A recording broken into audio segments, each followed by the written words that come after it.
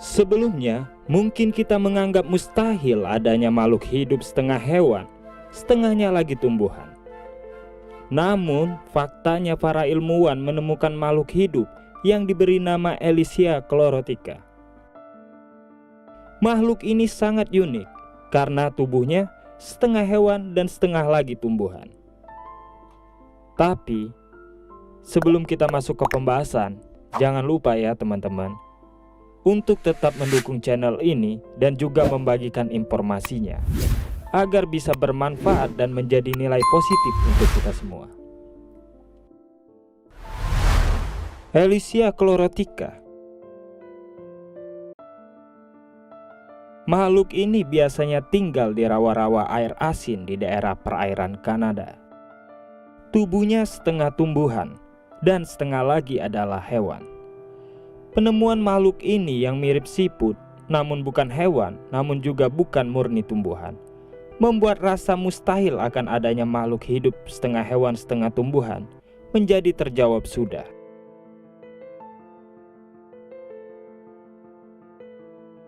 Penemuan Elysia chlorotica oleh ilmuwan pada awal tahun 2010 membuka fakta baru dalam dunia ilmu pengetahuan manusia. Bila dilihat, Elysia chlorotica memiliki ciri layaknya hewan yang bergerak serta memiliki aktivitas.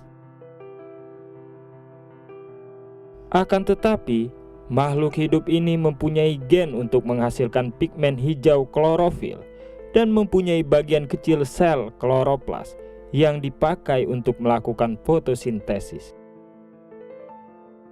Kloroplas menggunakan klorofil untuk mengubah cahaya matahari menjadi energi seperti yang dilakukan pada tanaman, sehingga makhluk hidup ini bisa tidak makan untuk mendapatkan energi.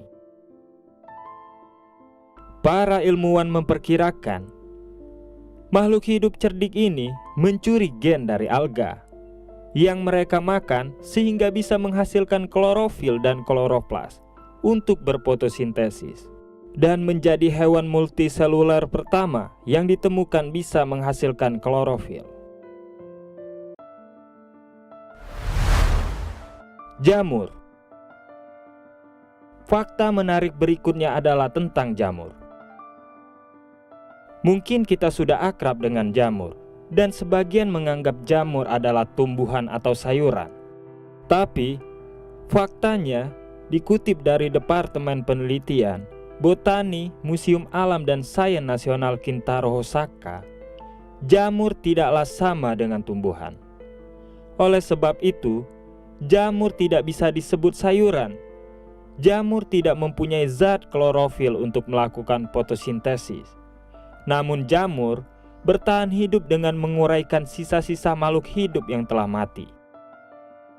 Hal yang lebih mengejutkan adalah bagian tubuh jamur ternyata lebih mirip dengan tubuh hewan daripada bagian pada tumbuhan.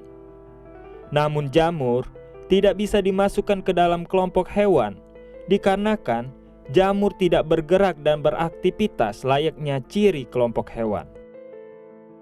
Jamur berkembang biak lewat spora dan ada sebagian dengan membelah diri. Oleh sebab itu, jamur bukanlah tumbuhan atau sayuran, bukan juga hewan, namun masuk dalam kelompoknya sendiri yang disebut kingdom fungi. Demikianlah informasi tentang dua fakta menarik yang mungkin belum kita ketahui. Dan seperti biasa, mohon maaf jika ada hal yang kurang dalam informasi ini. Ambillah sisi positifnya agar bermanfaat bagi kita semua. Dan sampai ketemu di pembahasan berikutnya. Terima kasih.